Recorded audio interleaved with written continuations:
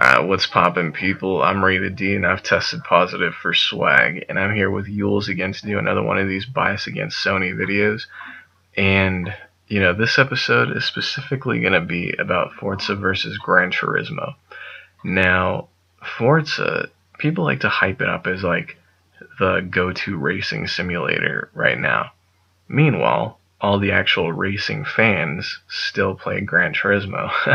I mean, you may remember, some of you guys may have seen how a couple years ago, Jay Leno was actually endorsing GranTurismo 6. And there was also that documentary about Kazunori Yamauchi, which was a fantastic documentary. You can see it for free on the PlayStation channel on YouTube. And GranTurismo is larger than life. Forza struggles to sell 1 million copies. So without further ado, I'm going to hand it over to Yewles, who's one of the biggest GranTurismo fans I know, and start off talking about whatever you really want, really. Okay. Well, I want to get back on the subject of Jay Leno, because there's a lot of things about Jay Leno's relationship with GranTurismo that a lot of people don't know. The first time we ever saw was in an interview with Jay at the Goodwood Festival 2009, I believe. It was from there where Kaz got to meet Jay, and they got to really collaborate, because it wasn't just endorsing the game, but it's actually being part of it. PSP, Jay Leno was the announcer. Oh, dude, that's awesome.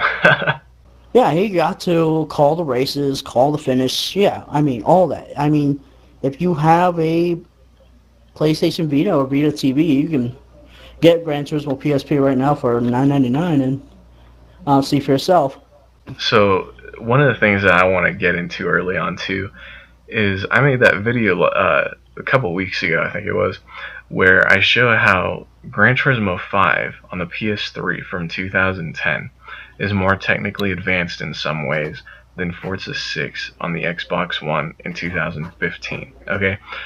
Dynamic time of day, dynamic weather, all that jazz, and the Xbox fanboys are still trying to damage control, talking about how, Forza is in native 1080p 60 frames a second.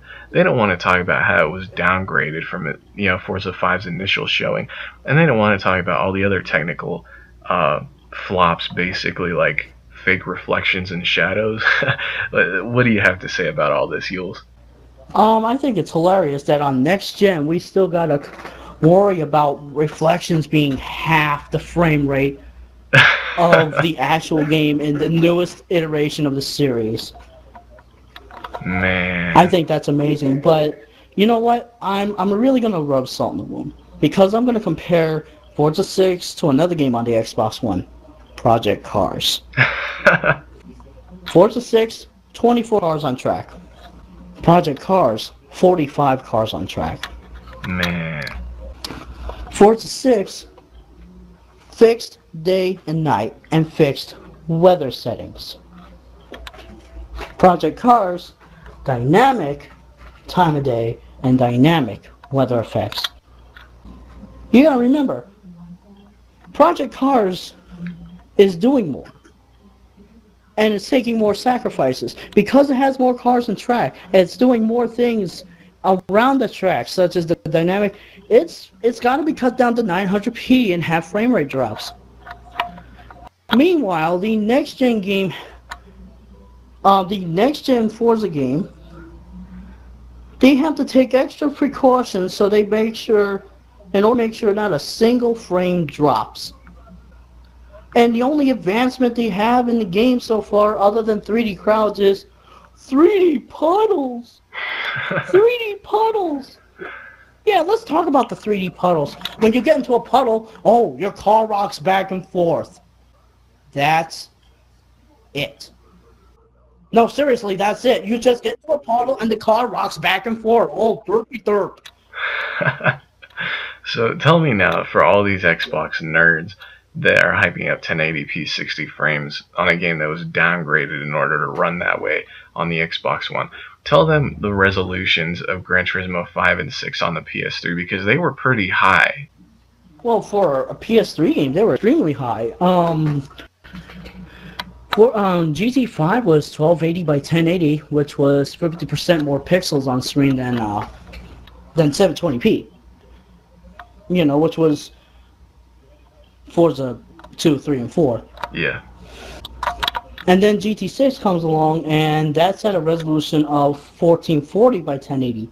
Now that's a 12.5% resolution increase from 1280 by 1080. And the resolution, and the frame rates, I should say, are also unlocked, right? So they're around, I think on GT6 it's around 45 frames most of the time, and then on GT5 it's like in the 50s or something. Pretty much, because you gotta remember, GT6 does more.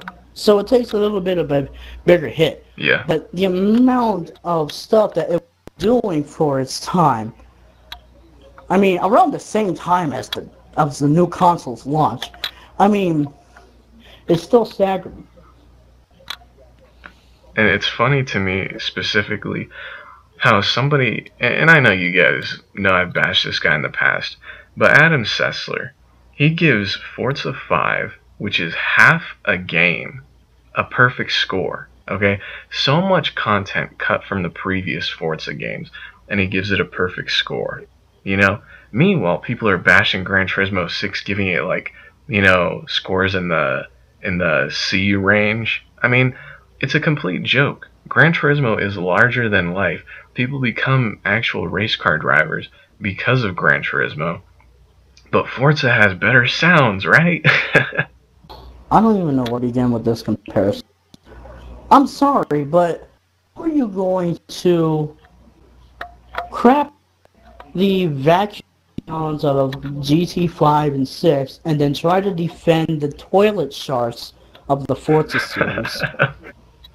I'm sorry, but when I want to start up a car, I want it to sound like a car and not diarrhea.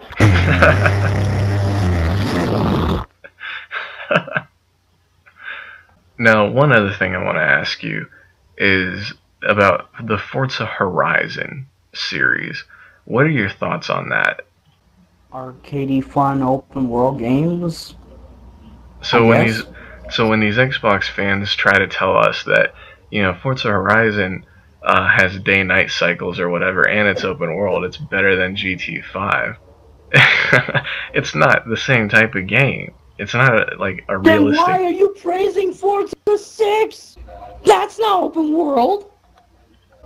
You bash on every other game for not being open world, but you're going to get Forza 6 anyway?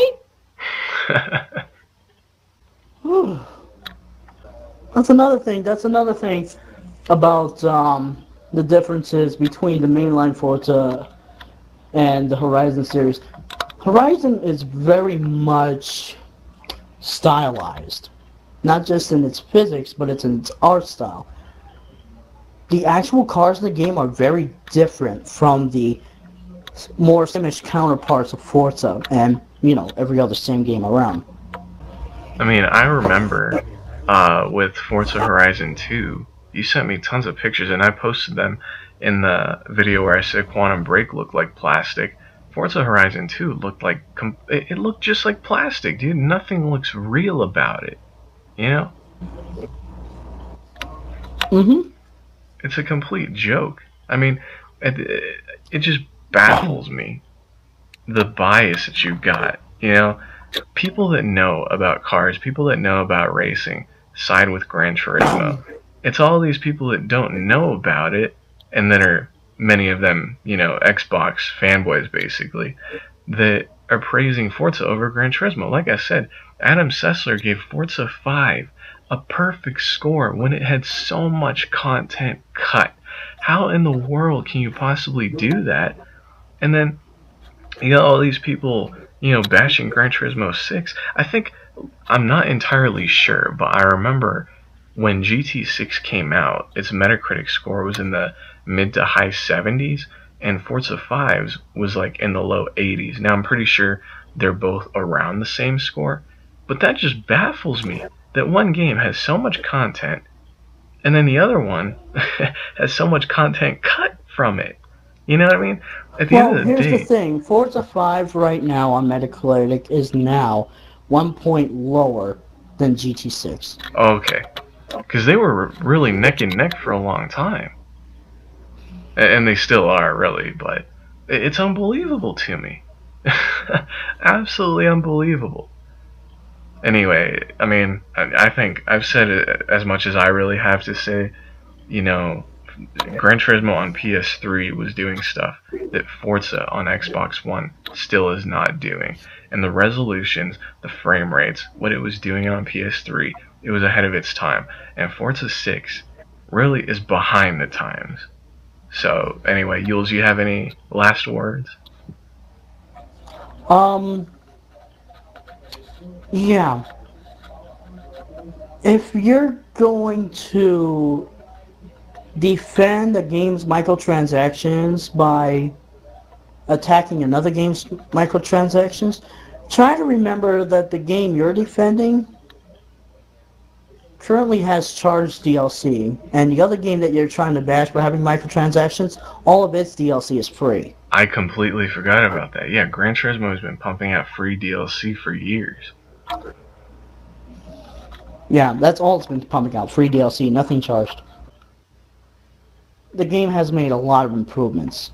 It's made a lot of improvements since its launch. It's gotten a lot of free content, and it's still going. I mean, you can now have online clubs, right, with an unlimited amount of members per club. There is nothing wrong in liking what you want to like. It's just that you have to give credit where credit is due. You have not only that, but you have to know what you're picking at, realizing what you're defending isn't perfect either. Yeah. So that's pretty much the end of this video, guys. I hope you guys enjoyed it. Again, I want to thank Yewles for joining me. Link to his channel will be in the description. And thanks again, Yewles. No problem. Thank you. I was bored anyway.